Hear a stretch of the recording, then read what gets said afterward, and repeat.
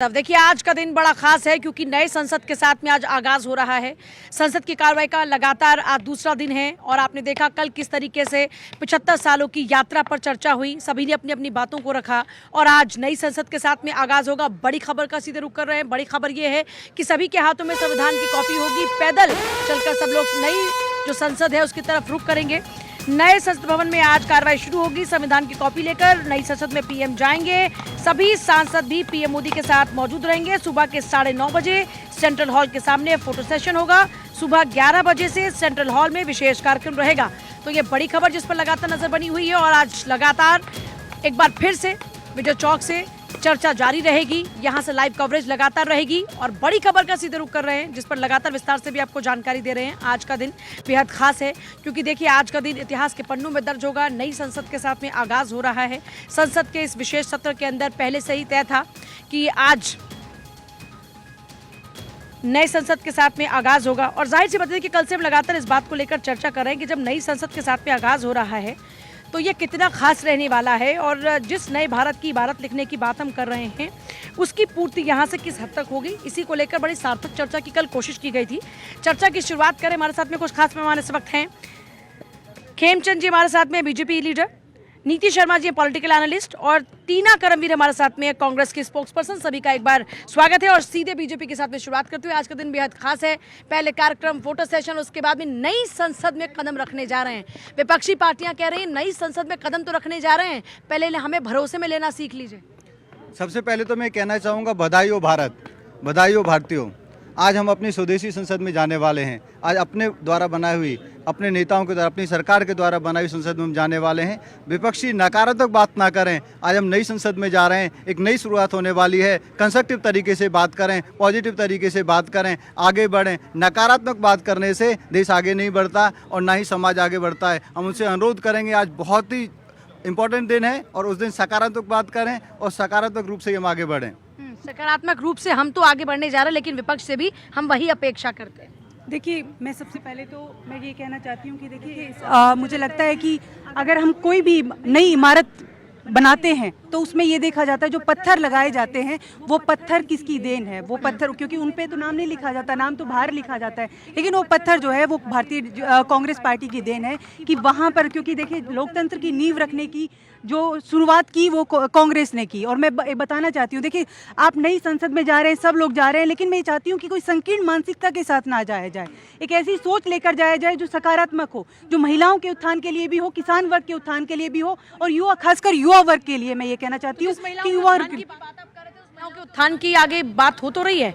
जिस महिला आरक्षण बिल की आप लोग बात कर रहे थे, वुमेन रिजर्वेशन बिल को लेकर अब होगी इस बार चर्चा भी। गांधी जी की देन है। 1989 के अंदर जो शुरुआत की पंचायती राज में और 40 लाख के तकरीबन जो है जनप्रतिनिधित्व, वो किसकी देन है? वो राजीव गांधी जी की देन है कि उनके पास एक ऐसा विजन था जो विजन उन्होंने भारत को दिया। क्योंकि देखिए माननीय मोदी जी के पास, मैं एक बात तो कहना चाहती हूँ, उनके पास विजन की बहुत कमी है और वो विजन जो है वो कांग्रेस दे रही है। क्योंकि देखिए लगातार राहुल गांधी जी ने पत्र लिखा, सोनिया गांधी जी ने पत्र लिखा और उस पत्र के माध्यम से बार बार ये संकेत देने की कोशिश की। और इससे पहले भी 2010 में जिस तरीके से राज्यसभा में आपने देखा होगा कि राज्यसभा में ये बिल महिला आरक्षण बिल कांग्रेस की वजह से ये पारित किया गया और वो जिस तरीके से हम लोगों का एक प्रेशर रहा कि आप लोगों को ये करना पड़ा। लेकिन मैं एक बात की मुबारकबाद जरूर उन तमाम महिलाओं को देना चाहती हूँ क्योंकि देखिए इस संसद के अंदर लगातार टकटकी लगाए देख रही हैं और क्योंकि इसके लिए हम एक बात ये भी कहना चाहती हूँ, CWC की बैठक में ये जो देखिए अभी हमारी बहन कह रही हैं कि राजीव जी की देन है, कांग्रेस का विजन है,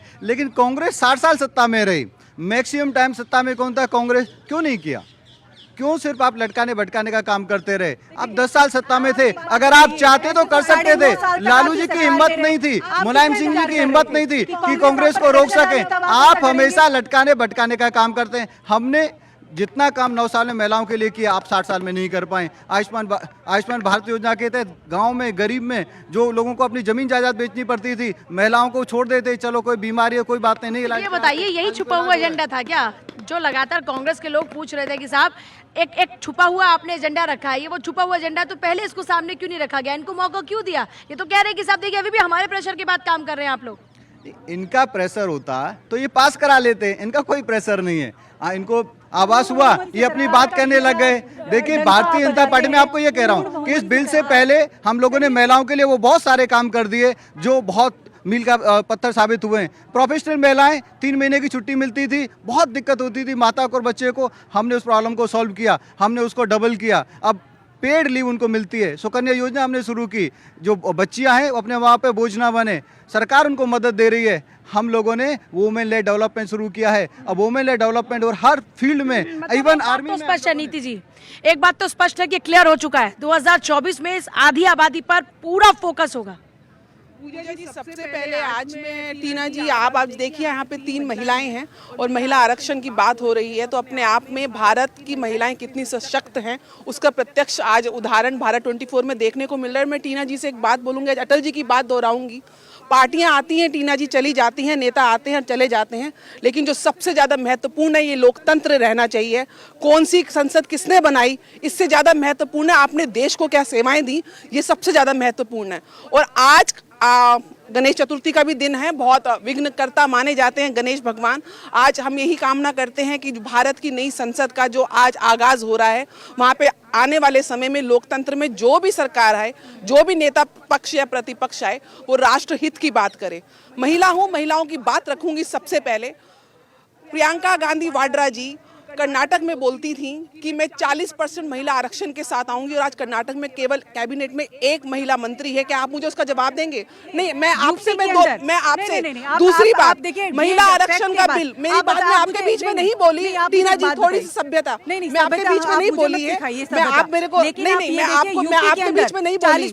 यूपी के अंदर आपने 3 तलाक का किस्सा लटकाते रहे, लेकिन मुस्लिम महिलाओं को 3 तलाक से आजादी दी। मोदी जी ने कार्यकाल में जैसे ही वो आए तो सबसे पहले इज्जत कर दी महिलाओं को, शौचालय दिया। क्या यूपी की सरकार ने कभी नहीं सोचा कि जो टॉयलेट एक बेसिक सुविधा है वो महिलाओं को मिलनी चाहिए?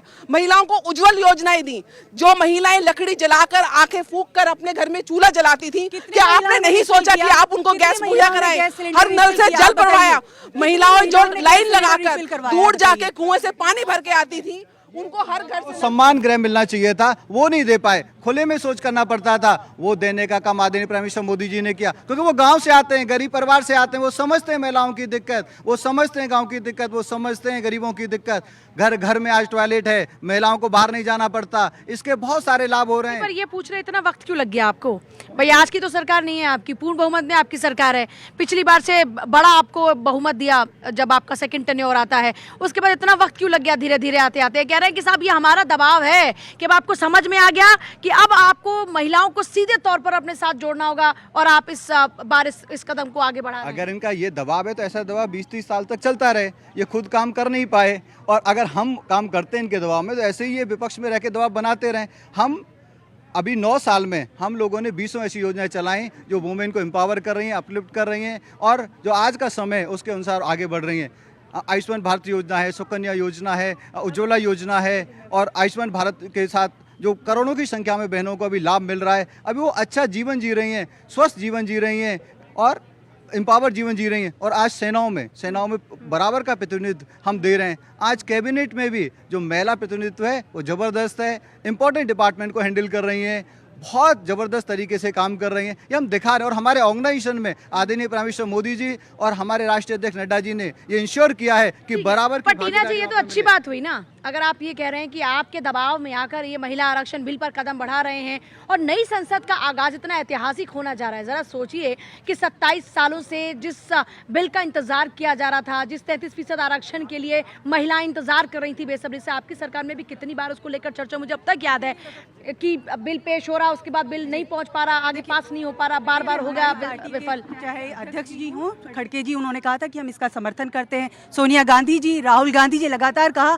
आप ये बिल पेश करिए, पारित करवाइए, हम इसका समर्थन करते हैं। तो एक बात तो मैं स्पष्ट कर देती हूँ कि कांग्रेस पार्टी हमेशा महिलाओं के विकास के लिए, महिलाओं के एम्पावरमेंट की बात करती है। लेकिन मैं ये बताना चाहती हूँ, देखिए इन्होंने एक शुरुआत की, नहीं आप बताइए, इन्होंने एक शुरुआत की बेटी बचाओ बेटी पढ़ाओ, पोस्टर बनाया था, पोस्टर पे दिखाया था कि लड़कियां लड़ेगी, उसी को इन्होंने टिकट नहीं दी, बाहर कर दिया। वो रोती रही, वो कहती रही कि प्रियंका गांधी जी ने मेरा सिर्फ फोटो उपयोग किया है, प्रचार के लिए उपयोग की बात कर रही थी। संदीप सिंह, क्योंकि देखिए नहीं आप मेरी बात सुनिए, हरियाणा के अंदर लगातार जो है संदीप सिंह जिस तरह में वहाँ पे हजारों की संख्या में बलात्कार हो रहे हैं, वहाँ पे हत्याएं हो रही हैं, वहाँ पे दरिंदगी हो रही है, बच्चियों को भट्टी में जला दिया जाता है, वहाँ पे ग्रुप में बलात्कार होता है, वहाँ पे ये मुंह नहीं खोलते, बंगाल पे मुंह नहीं खोलते, छत्तीसगढ़ पे मुंह नहीं खोलते। बेटी बचाओ का नारा देती है, ठगोसले करती है।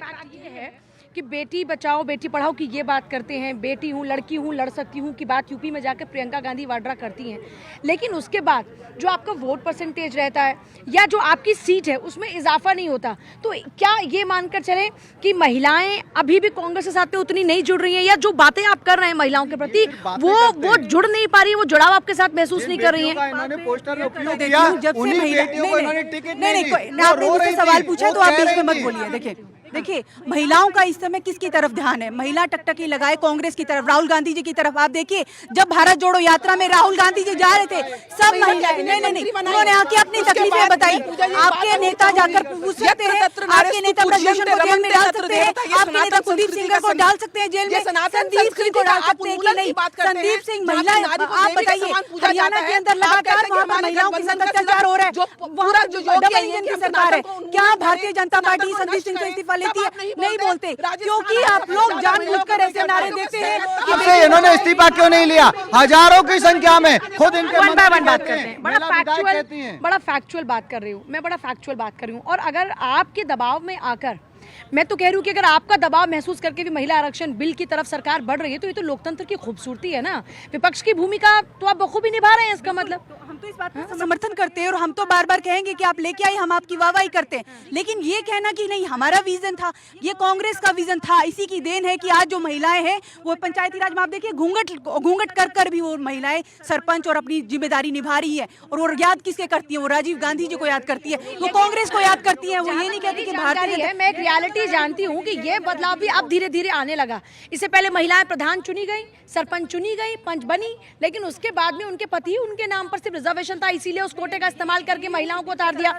ये था कि नहीं? बिल्कुल ये नैरेटिव पितृसत्ता सोच के जो पुरुष हैं उन्होंने बनाया कि देखिए ये काम नहीं करती, ऐसा नहीं करती, क्योंकि वो एक उस आधी आबादी 60 साल सत्ता में कौन था? क्यों एम्पावर नहीं किया? क्यों आपने वहाँ पे भागीदारी नहीं दी? और तो और आपने अपने ऑर्गेनाइजेशन तक में भागीदारी नहीं दी। आप सिर्फ बातें करते। अरे हमने करके दिखाए, हमने बच्चों को एम्पावर किया है, हमने हमारे बेटी बचाओ बेटी पढ़ाओ के अंतर्गत आप देखिए उस अभियान। आप बेटी बचाओ बेटी पढ़ाओ की बात करते तो मुझे इनकी लाडली योजना भी याद आती है। इनके पास भी तो लाडली योजना थी जिसके तहत बच्चियों को एम्पावर करने की कोशिश कर रहे थे, उनको फाइनेंशियली सपोर्ट करने की कोशिश कर रहे थे। तो ऐसा नहीं है कि इनकी सरकार ने कुछ नहीं किया, या खुद अटल जी भी तो ये कहते हैं ना कि ऐसा नहीं कि सब कुछ एकदम से हो जाता है। ऐसा नहीं कह रहा कि इन्होंने कुछ नहीं किया, लेकिन 60 साल में वहाँ 20 गुना हो सकता था, इन्होंने उसका 1% किया। तो बात है वॉल्यूम की, बात है क्वालिटी की, बात है इफेक्टिवनेस की। इनका जो काम है ना इफेक्टिवनेस थी, ना क्वालिटी थी, ना समय के साथ इन लोगों ने अपने देश को आगे बढ़ाया, बल्कि कांग्रेस सरकार में रही तो कांग्रेस की ही देन होगा ना। जब आजादी मिलती है कांग्रेस की सरकार बनती है तो जो हुआ होगा कांग्रेस ही करेगी ना।